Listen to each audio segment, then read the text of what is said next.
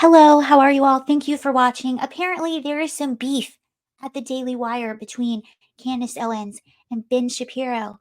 Fight, fight, fight. Whose side are you on? I have no idea, and I didn't even know there was a thing. And look, the Daily Wire, a lot of their hosts, from time to time, they disagree on things.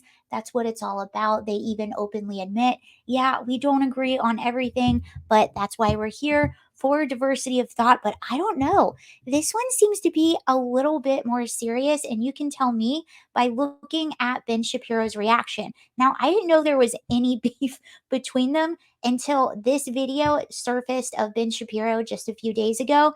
And I also saw that they followed each other, unfollowed each other on social media, which I didn't know that we as adults did that, but I guess they did do that.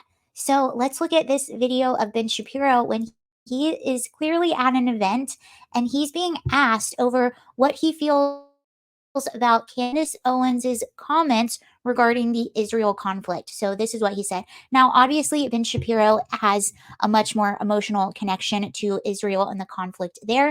And I do believe he knows a bunch of people that live in Israel. I don't know if he knows anyone who was directly affected by what happened on October 7th, but clearly this is a more personal, emotional topic for him. I think that her faux sophistication. Okay, hold on one second. Let's go to the beginning. And here we go. So this is right after he's asked about what he feels about her comments. Yeah, and she still works for my company. And I think she's been absolutely disgraceful. I think that her faux sophistication on these particular issues has been ridiculous. It's not faux sophistication, it's ridiculous. So he calls it faux sophistication and ridiculous. And if you heard him at the very beginning, he says, "Yeah, she still works for my company." So what in the heck did Candace Owens say? And you can see why it feels like a little bit more than just a typical disagreement. I don't know. You can tell me what you think. And I tried to figure out what exactly Candace said, and I think she said a few things. So I'll bring those up. And it seems to be he's responding to this comment she made about Nikki Haley. Now, she is being sarcastic. Clearly, she's proving a point. Nikki But Haley here for is president. Candace. I am here today to endorse Nikki Haley for president of Israel. I think she's earned that. I think Bibi Netanyahu is going through a very bad time right now. Support for Israel has virtually collapsed socially. If you're paying attention to the trends and you're paying attention to what people are watching, you're paying attention to the protests. And the one person that I think is capable of getting it back is Nikki Haley with enough. Oh, and this also came right after the debate where Vivek Ramaswamy just sort of got one over on Nikki Haley.